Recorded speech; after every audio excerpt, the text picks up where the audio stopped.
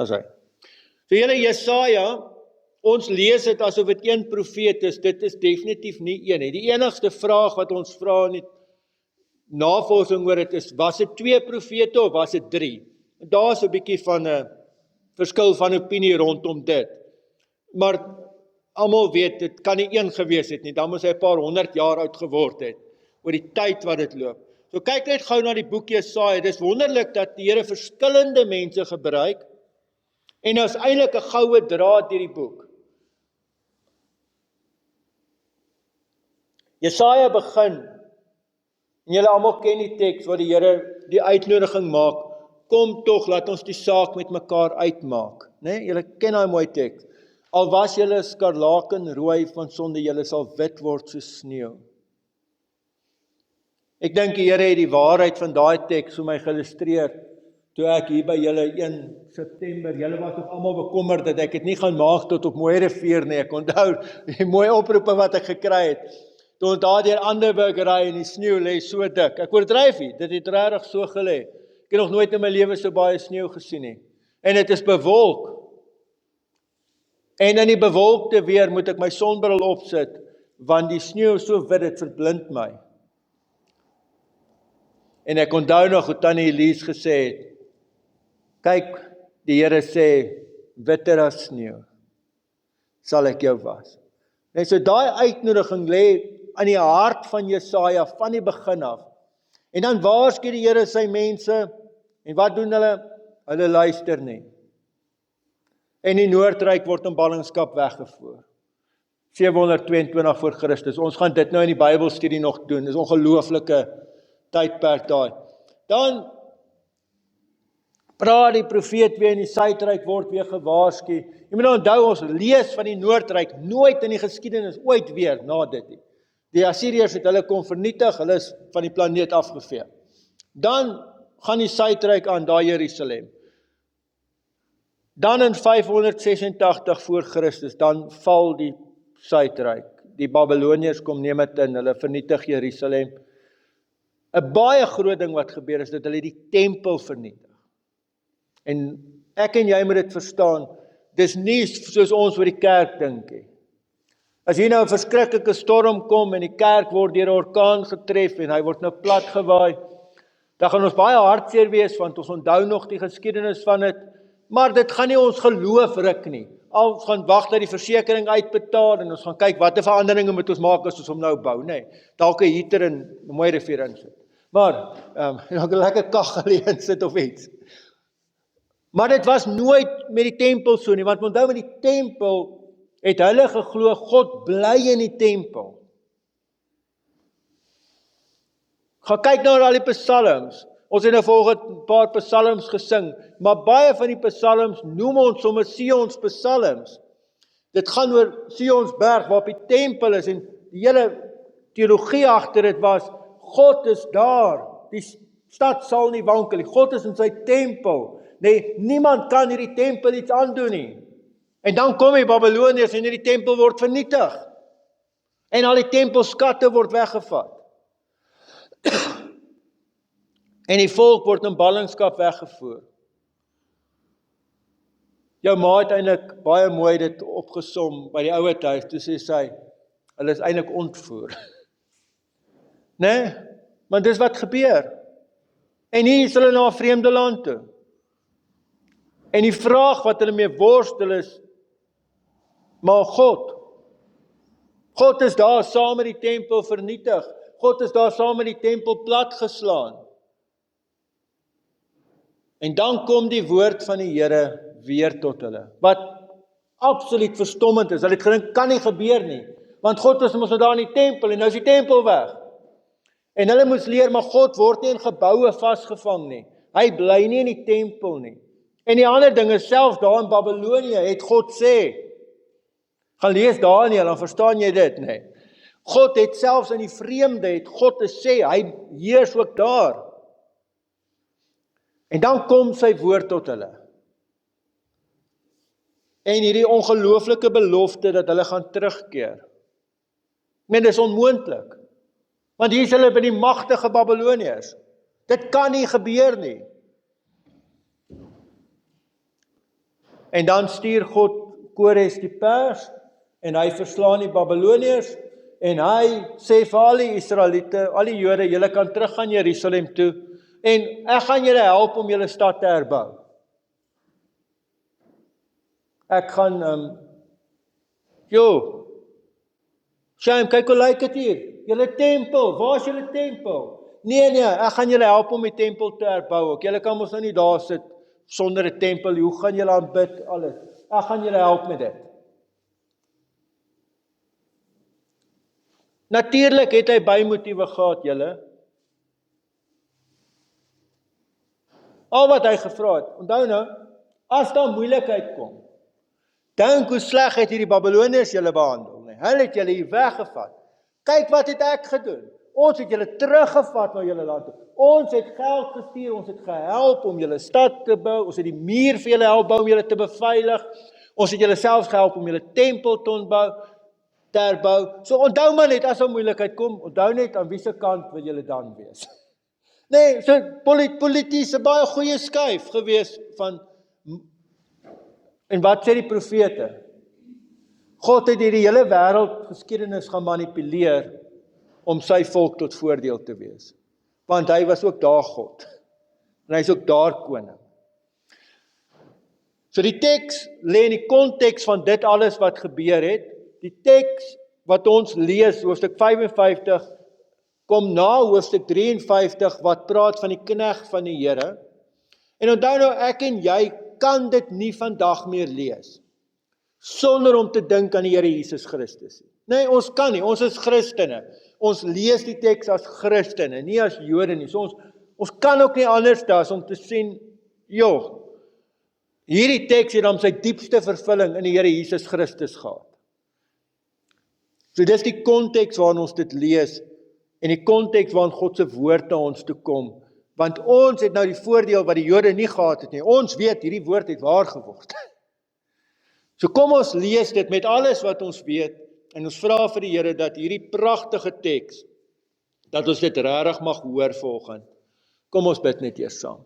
Here almagtige God, waar ons nou al hierdie mooi agtergrond uit Jesaja hoor, en is hierdie ongelooflike Bybelboek, wat so baie kere deur die Nuwe Testament ook aangehaal word. En ons weet ook, die Here Jesus was ook lief om uit Jesaja te lees. En nou mag ons vanoggend hier dit lees. En ons sê vir U dankie daarvoor, Here.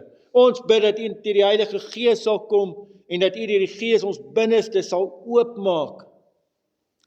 Ja, ons ore oopmaak, dat ons regtig sal hoor en sal luister. Kom spreek, Here, want U kinders luister. Amen.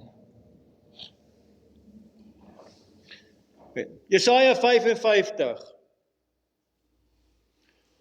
Kom, almal wat dors is, kom na die water. En wie geen geld het nie, kom koop en eet. Kom koop sonder geld, sonder koste, wyn en melk. Waarom weeg julle silwer af vir wat nie brood is nie? En bestee julle moeitevolle arbeid aan wat nie versadig nie? As julle aandagtig na my luister, sal julle eet wat goed is, sal julle aan ryk kos verlustig. Maak julle ore oop en kom na my toe. Luister, sodat julle kan leef. Ek wil met julle 'n ewige verbond sluit, getrou aan die bestendige liefde vir Dawid. Kyk, 'n getuie vir die volke het ek hom gemaak, 'n leier, iemand wat bevel voer oor volke. Kyk, jy sal 'n nasie roep wat jy nie ken nie, en 'n nasie wat jou nie ken nie, sal na jou toe hardloop, ter wille van die Here jou God, ter wille van die Heilige van Israel, omdat hy jou verheerlik het. Soek die Here, terwyl hy hom laat vind. Roep hom aan, terwyl hy naby is. Die goddelose moet van sy pad afsien, en die boosdoener van sy planne.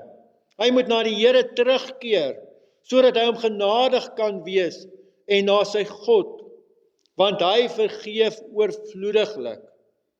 Ja, my planne is nie julle planne nie, en julle paaie is nie my paaie nie, is die uitspraak van die Here. Want soos die hemel hoër is as die aarde, so is my paaie hoër as julle paaie, en my planne as julle planne.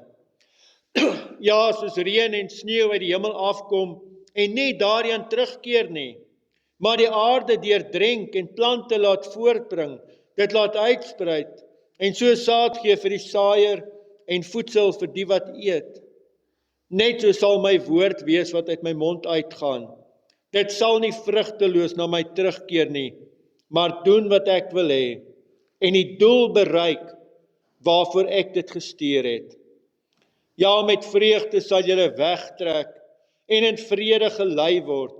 Die berge en heuwels sal voor julle in jubelkrete uitbreek, en al die bome van die veld sal hande klap. In die plek van doringstruike sal sipresse groei, in die plek van distel sal mirtebome opkom. Dit sal vir die Here tot roem wees, as 'n ewige teken sal dit nie afgekap word nie. Ons lees tot sover. Ons kry hierdie woord, kom.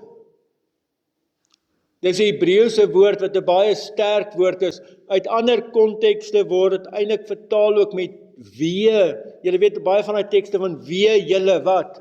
Daai waarskuwing. Hier word dit heeltemal reg vertaal met kom, maar kom met 'n uitroepteken. Dis 'n roep van God af. En julle, dis hoe God werk. Die evangelie werk altyd so. Dis nie ek en jy wat op 'n dag insig en wysheid bekom en besef, ja, ek dink ek moet die Here dien, en ek gaan nou my lewe regmaak, en ek gaan nou my lewe vir die Here gee. Nee, die evangelie werk altyd andersom. God roep eerste. God roep.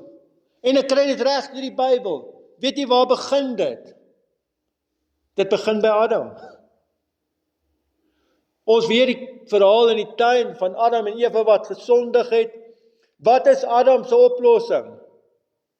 Nee, ek gaan vir God wegkruip. As hy nou gedink het, dit is nou moontlik en dis 'n goeie oplossing. Nee, hy gaan nou vir God wegkruip. Dis sy oplossing. Wat's God se oplossing? Hy kom roep, Adam, waar is jy? En reg hierdie eeue roep God. Ek is baie lief vir 'n lied wat Don Francisco geskryf het oor daai hele verhaal, Adam, where are you?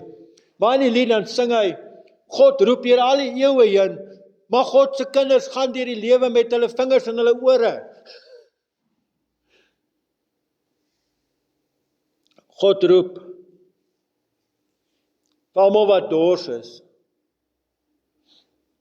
As jy dors is na meer, baie keer is ons regtig dors na water. En moet nou nie aan Mooirivier dink jy, hier's meer as genoeg water. Dink aan die woestyn waar hierdie ouens groot geword het.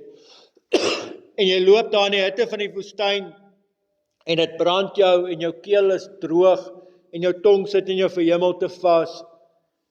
En hier kom jy by iemand wat water het, en jy krap daar in jou sak rond, want jy wil daarom nou betaal, want jy wil asseblief van hierdie water, en jy sê, nee, dis klaar betaal, dis verniet. Jy kan drink soveel as wat jy wil.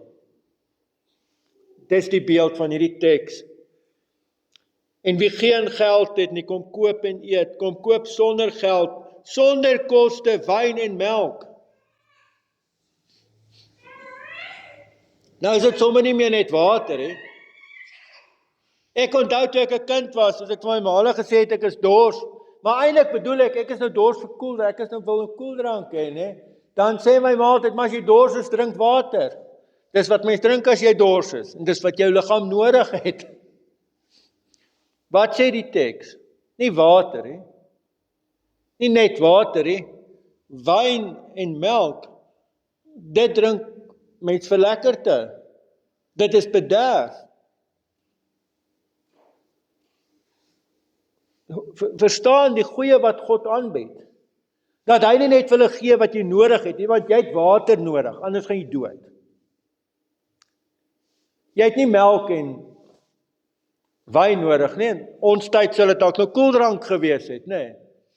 en watter ander dranke jy sou geniet het. Jy moet nou nie 'n fout maak, jy moet nou nie dink daai wyn was enigiets anders as regte wyn nie, of dat dit enigstens minder alkohol in gehad het nie.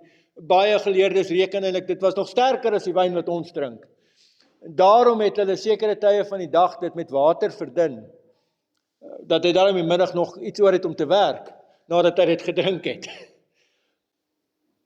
Maar die Here wil vir hulle die goeie gee. Hy wil vir hulle meer gee as wat hulle nodig het. Dan vra hy vir hulle, hoekom werk julle half dood en julle soek julle af vir iets wat nie gaan bevredig nie? Nee, julle weeg silwer af vir brood wat julle nie gaan versadig nie. Julle doen moeitevolle arbeid vir niks.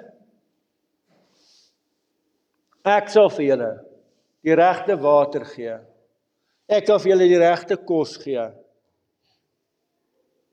Maar hier is 'n ding wat jy moet hoor. Dis 'n as. Dis 'n voorwaarde. As julle aandagtig luister. En vers 3 gebruik weer die woord luister. Luister sodat julle kan leef. Nee, maak julle ore oop. Staan. Die Hebreëse woord is shama. Reg deur die profete kom hierdie woord na die volk toe. Julle moet luister. Luister na die Here. En reg deur die profete is die aanklag. Julle het nie geluister nie. Hoor wat sê die Here? Julle moet aandagtig luister. Stop, luister. En waarna moet ons luister? Dis ongelooflik vir my die klem wat nou volgende kom.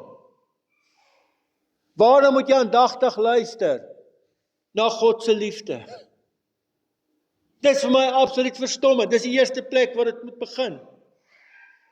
Ek dink dit terug aan die doop. Toe ons daai klein mannetjie gedoop het ons vir die ouers gesê, julle moet hom alles van God leer. En dan staan daar, wat is die eerste ding wat julle moet leer? Julle moet hom leer dat God hom liefhet. Dis waar die Bybel begin. Nee, getrou aan die bestendige liefde vir Dawid. God se gesed, God se liefde wat hy deur die eeue bewys. God se liefde wat hy met 'n verbond, met 'n belofte vasgemaak het aan die volk. Dink weer daaraan. Hoor dit weer. Hoor dat God jou liefhet. Saam met dit kom hier natuurlik 'n baie groot waarskuwing. Soek die Here terwyl hy hom laat vind. Roep hom aan terwyl hy naby is. Hierdie woorde word presies so in die Nuwe Testament weer aangehaal, nee, want jy ken dit. Julle dit impliseer, daar gaan 'n tyd kom wat jy hom nie meer kan vind nie. En daar gaan 'n tyd kom wat hy nie meer naby is nie. Daar's 'n dringendheid in hierdie vers. Wanneer die Hebreërs hier oorskryf, was hy vandag. En dan sit hy by, solank daar nog 'n vandag is. Want dan gaan 'n tyd kom waar daar nie 'n vandag is nie. Al is dit nie vir die hele wêreld nie, vir jou sal so 'n dag aanbreek. Nee? Vandag. Hoor dit, soek die Here terwyl hy hom laat vind, hy's naby. En dan die rede daarvoor. Want my planne is nie julle planne nie, en my paaie is nie julle paaie nie, is die uitspraak van die Here. Want soos die hemel hoor is die aarde, soos my paaie hoor is julle paaie, en my planne as julle planne. Nou het ek al hoeveel keer gesien dat mense hierdie teks, en ek self gehoor het, dat mense hierdie teks aanhaal, en dit wil gebruik as 'n verduideliking oor hoekom ek God se weë en dit wat God doen nie verstaan nie. Hierdie teks het niks daarmee te doen nie. Hierdie teks het heeltemal niks daarmee te doen nie. Lees die teks, dit het alles te doen met God se genadig en God se vergifnis. Hy moet na die Here terugkeer sodat hy hom genadig kan wees en na sy God, want hy vergeef oorvloediglik. Dis die andersheid van God. Dis die andersheid van sy paaie. Dis die andersheid van sy planne. Ek en jy wat nou in die Nuwe Testamentiese tyd leef, weet hoe waar hierdie woorde is, en hoe radikaal dit is, dat God, dit was vir God so belangrik, dat hy die Here Jesus Christus aarde toe gestuur het, om aan 'n kruis te sterf, sodat ek en jy die vergifnis kan ontvang. En reg deur die Bybel is dit die belydenis van wie God is. Hy is 'n God wat vergewe. Dit is so mooi, ek doen nou by die ouete huis, ons die psalms, het ons letterlik by Psalm 1 begin, baie lank terug, ons is nou by Psalm 137 gewees, verlede week, en in die psalms staan daar, U vergewe maklik. Hy is so mooi geskryf, U vergewe maklik, daarom word U nog steeds gedien. Julle, dis die hart van God, is dat hy vergewe. Anders is ek en jy, wat mense wil terugkry, en sê, weet jy wat, iewers moet ek jou terugkry vir hierdie ding wat jy gedoen het, en iewers is nog kwaad daaroor. God werk totaal anderste. Hy vergewe maklik. En daarom wil die Here vandag sê, maak nie saak wat dit is nie, maak nie saak wat gebeur het nie, maak nie saak wat in jou geskiedenis lê nie. Dis 'n pleit van kom na die Here toe, kom tot bekering, kom na hom toe, want hy vergeef oorvloediglik. En dan is hier 'n belofte by. Ja, so sneeu en reën uit die hemel afkom en nie daarheen terugkeer nie, maar die aarde deurdrenk en plante laat voortbring en dit laat uitspruit, en so saad gee vir die saaier en voedsel vir die wat eet. Net so sal my woord wees wat uit my mond uitgaan. Dit sal nie vrugteloos na my terugkeer nie, maar doen wat ek wil hê, en die doel bereik waarvoor ek dit gestuur het. Dis 'n belofte van God, dat sy woord is waar. Sy woord gaan sy doel bereik. Sy doel hier is dat die mense sy vergifnis moet aanneem. Dat ek en jy die vergifnis wat God aanbied, moet aangryp. Sy doel was verlossing. En ek en jy weet nou, dit het gebeur. Die volk het daar uitgeloop. Terug na Jerusalem toe. Wat gaan gebeur as mense ons langs die pad kry, as hulle ons wil aanval langs die pad? Hier's ou mense, hier's kinders, hier's weerlose mense. Toe sê Kores, hoe kan ek julle help? Kom ek stuur soldate saam om julle op te pas langs die pad. Sê tot waar moet hulle saam stap. Dis hoe die Here voorsien het. Hierdie teks wil vir my en jou vra om die Here op sy woord te vat. Sy woord wat ook sê dat die Here sal niemand wat na hom toe kom verwerp nie. Vertrou die woord van die Here. Vertrou sy vergifnis. En gryp dit aan vandag. Amen. Kom ons bid saam. Here almagtige God, baie dankie ook vir die teks. Dankie dat ons dit mag hê en mag beleef en net dat dit mag vashou. En ja, Here, ons wil ook na U toe terugkeer met alles wat ons het. En ons wil pleit vir U vergifnis. Dat U ons sal skoon was, sodat ons rein voor U kan staan. En Here, wees met ons kerk. Hou vir ons in U hand vas. In die naam van ons Here Jesus Christus. Amen.